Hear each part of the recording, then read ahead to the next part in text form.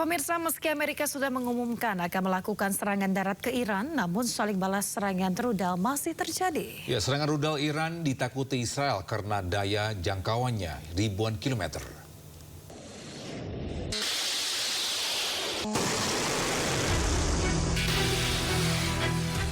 Lima pekan konflik Amerika-Israel dengan Iran, rudal-rudal Iran terus menghujani Israel serta objek militer Amerika di kawasan Teluk.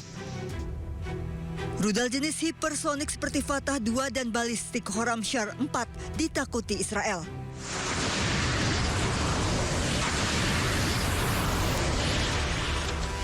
Kecepatan rudal-rudal Iran dikenal ekstrim, mampu bermanuver dan menjelajah dengan jangkauan sangat jauh hingga ribuan kilometer. Bahkan rudal Iran mampu menembus sistem pertahanan udara Israel yang canggih seperti Iron Dome serta Arrow 3.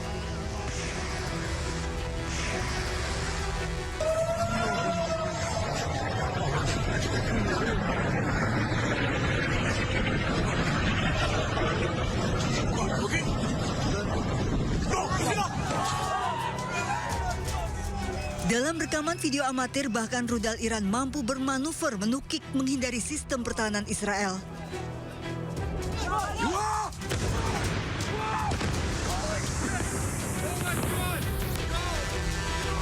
Data dari Iran Watch, kemampuan rudal-rudal hipersonik dan balistik Iran mampu menjangkau hingga wilayah proksi Amerika dan Israel.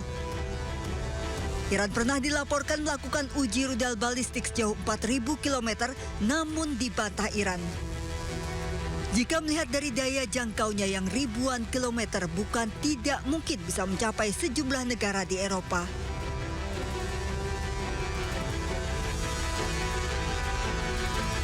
Kemampuan rudal-rudal Iran ini mengancam target Israel dengan waktu reaksi yang minim dan daya hancur yang besar. Serangan rudal Iran memicu kekhawatiran militer Israel dan Amerika karena berhasil melewati perisai pertahanan. Iran telah mengembangkan lebih dari 3.000 rudal balistik, mulai dari rudal jarak pendek hingga jarak jauh. Pemirsa, pejuang Hizbullah klaim serang 40 situs pangkalan militer di beberapa wilayah Israel dalam 24 jam terakhir. Ya, serangan terhadap Zionis Israel menggunakan rudal, roket hingga drone tanpa awak.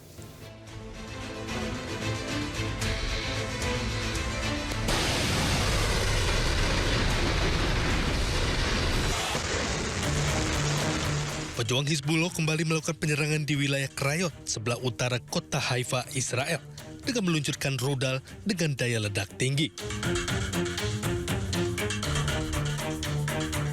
Pada penyerangan ini, pejuang Hizbullah menargetkan infrastruktur milik militer Israel.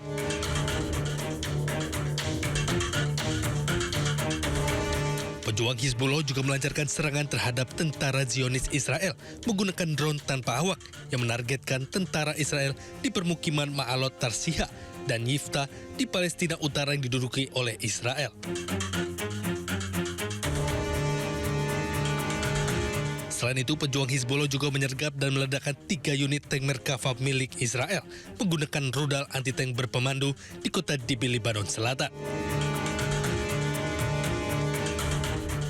Pada serangan pejuang Hizbullah ini, sejumlah tentara Zionis Israel dilaporkan tewas.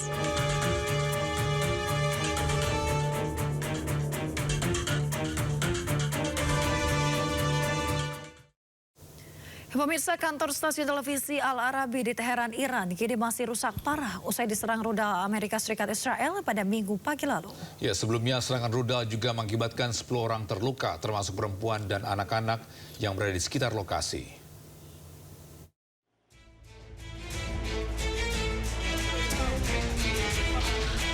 Serangan terjadi saat aktivitas siaran berlangsung sehingga menimbulkan kepanikan di dalam gedung. Pasca ledakan, petugas menggunakan alat berat eskavator membersihkan puing-puing di dasar bangunan yang rusak. Korban terdiri dari perempuan dan anak-anak yang berada di sekitar lokasi insiden terjadi. Pihak Al Arabi TV mengecam keras insiden penyerangan lantaran keselamatan jurnalis semakin terancam di tengah konflik. Koresponden Al Arabi TV menyebut serangan terhadap jurnalis merupakan pelanggaran hukum internasional. يعني استهداف الصحفيين بالتأكيد مناقض لكل القوانين الدولية. حتى في أجواء الحرب يجب مراعاة عمل الطواقم الصحفية، ولكن كما شاهدنا دائما في غزة، في لبنان، وفي مناطق مختلفة في الشرق الأوسط وفي العالم لا تسلم الطواقم الصحفية للأسف. يجب أن يكون هناك التزام بحماية الصحفيين، يقومون بواجبهم، يقومون بنقل الصورة. هذا المبنى خلفي مبنى التلفزيون العربي في طهران، مبنى إداري ليس بقربه أي مبنى أو أي شخص حتى يسكن، عسكري أو شرطي أو قوات تعبئة أو أي شيء. هذا المكان سكني بالكامل. Sementara militer Israel mengakui telah melakukan serangan tambahan di Teheran namun tidak memberikan rincian terkait insiden tersebut.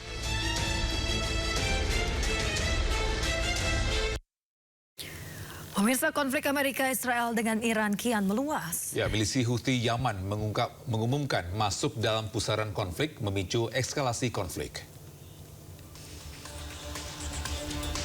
Ya, setelah Iran menutup Selat Hormuz, kini giliran Houthi mengancam menutup Selat Bab el-Mandeb yang menghubungkan Laut Arab ke Eropa melalui terusan Suez.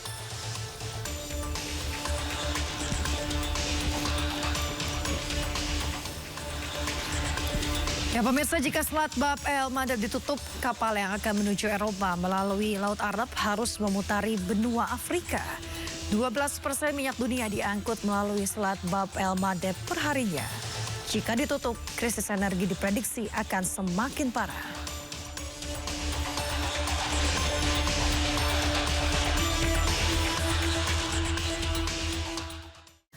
Pemirsa, perang darat yang kian dekat membuat mantan kepala kontrateroris Amerika Serikat Joe Kent meminta rakyat Amerika Serikat untuk menghubungi pemerintah agar perang berhenti. Ya, Kent menyebut pengerahan pasukan darat ke Iran hanya akan memperburuk keadaan.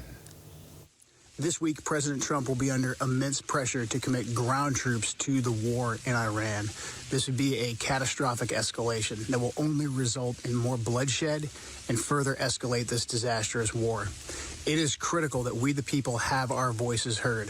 Contact the White House comment line, contact the congressional switchboard, ask for your representative, ask for your senators. Respectfully tell them that we do not support putting any boots on the ground in Iran. This is how we, the people, can have our voices heard. It's critical that we pray for peace, but it's also critical that we work towards peace. Respectfully contact your elected officials and let them know we, the people, do not support this war. Thank you. God bless.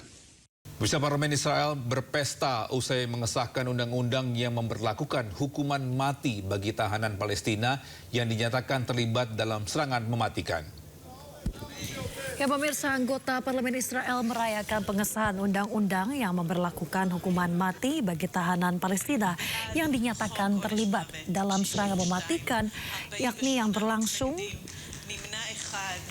seperti yang Anda saksikan di layar televisi saat ini. Kontroversial ini disahkan dalam pemungutan suara pada 30 Maret 2026 dengan hasil 62 anggota parlemen mendukung dan juga 48 menolak. Melalui aturan baru ini, hukuman mati ditetapkan sebagai vonis utama dalam pengadilan militer Israel terhadap warga Palestina yang dinyatakan bersalah. Eksekusi bahkan dapat dilakukan dalam waktu sekitar 90 hari setelah putusan dijatuhkan. Pengesahan undang-undang ini langsung memicu kecaman luas dari komunitas dan juga kelompok hak asasi manusia.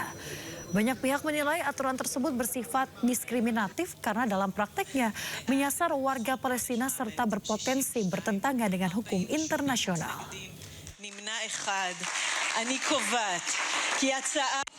נסעתי דרוך בסוף שבוע כשהדברים הם ברורים. Ya pemirsa, perang darat di Timur Tengah kian mendekat dengan masuknya Yaman dan Irak. Ya, militer Iran menyebut sudah siap dengan tantangan yang diberikan Amerika untuk melakukan perang darat.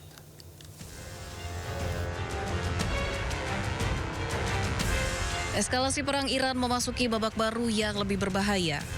Kelompok Houthi Yaman meluncurkan serangan rudal balistik pertama dengan mengarah ke daerah militer Israel yang berada di wilayah Palestina Selatan.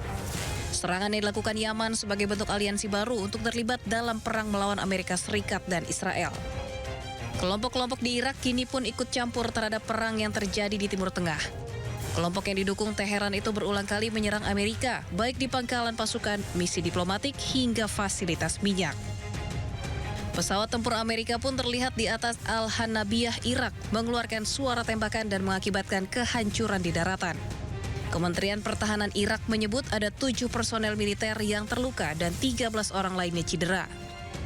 Sementara itu lebih dari 1 juta warga Iran dimobilisasi di tengah meningkatnya spekulasi rencana operasi darat oleh Amerika Serikat dan Israel. Media militer Iran menyatakan kesiapan penuh dan menyebut wilayah Iran sebagai medan tempur bagi pasukan yang terlatih. Kini dengan masuknya secara aktif Yaman dan Irak, peta konflik menjadi semakin rumit. Dunia internasional mengkhawatirkan bahwa keterlibatan Yaman dan Irak akan memperluas zona perang di Laut Merah yang merupakan jalur perdagangan vital.